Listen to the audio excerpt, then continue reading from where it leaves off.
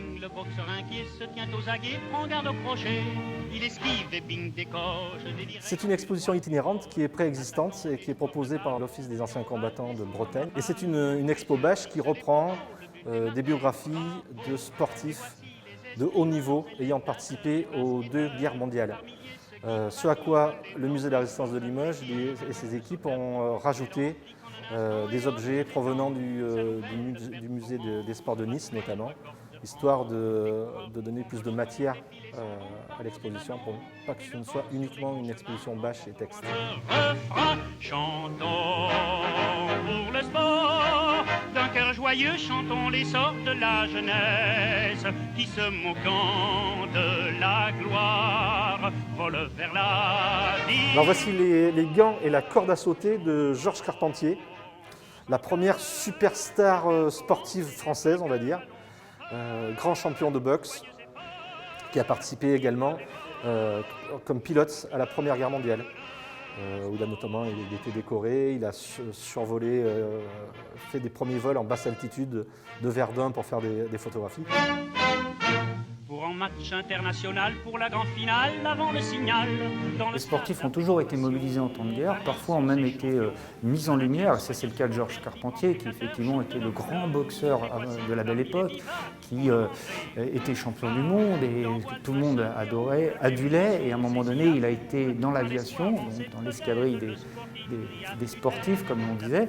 Et ça a été pour l'armée l'occasion de faire une promotion pour montrer que les sportifs aussi, et les grands champions étaient engagés dans le combat. Donc il y avait une sorte d'héroïsation de ces sportifs pendant ce qu'on a appelé le grand match. Pour le sport, d'un cœur joyeux chantons l'essor de la jeunesse, qui se moquant de la gloire. Alors là, on a un ballon qui date de 1930, donc on peut voir un peu les différences technologiques avec le football d'aujourd'hui. Et le football qui a vraiment été popularisé en France, alors il était bien entendu préexistant, mais encore une fois c'est la guerre de 14-18 qui a popularisé le sport, grâce notamment aux Anglais qui vont amener des ballons, des milliers de ballons. On va offrir plus de 5000 ballons aux soldats. Et on va comprendre, notamment dans l'armée française, l'armée anglaise et américaine l'avait compris plus tôt, mais que le sport est un vecteur de cohésion, d'entraide et de solidarité entre les joueurs et entre les soldats, pardon. Et c'est aussi un moyen de se distraire un petit peu en descendant du front. Et ça, on va le comprendre, et Pétain lui-même va le comprendre après Verdun, après les rébellions de soldats. On va encourager le sport parce que c'est une détente, c'est un catharsis et c'est aussi un moyen d'augmenter la cohésion des soldats.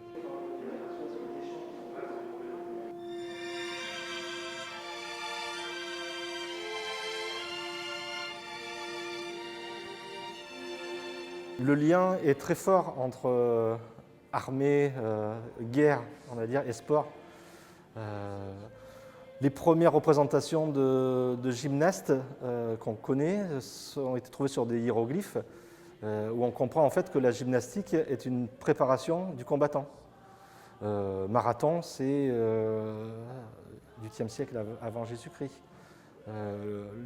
Les premières épreuves, les premières disciplines sportives, escrime, tir à l'arc, équitation, lancer de javelot. On comprend tout de suite le rapport très fort avec les pratiques guerrières. Les tournois de chevaliers du 8e, 9e siècle et 10e siècle, on peut considérer que c'est les premières grandes compétitions sportives également. Par exemple, Marie Marvin, un des personnages essentiels dans l'introduction du sport féminin. Sport féminin dont il n'était absolument pas question à son époque, au début du siècle. Et en fait, Marie Marvin a eu la malchance, qui a été une bénédiction pour elle, de perdre sa mère et ses frères jeunes. Et du coup, elle a été élevée par son père, qui l'a élevée comme il aurait élevé ses garçons, et qui lui a fait pratiquer tous les sports possibles et imaginables. Et Marie Marvin, qui est très oubliée aujourd'hui, a été une pionnière dans tout un tas de disciplines. C'était une des premières femmes à voler en avion seule, à passer son permis de conduire de voiture. Pour vous dire le tempérament, la guerre se déclare, elle se fait passer pour un homme et va combattre dans un régiment de l'armée française. Alors elle est vite repérée, on l'enlève du front, mais du coup on la laisse quand même être infirmière. Elle est diplômée à l'époque. Et elle va expérimenter les premiers vols de rapatriement sanitaire.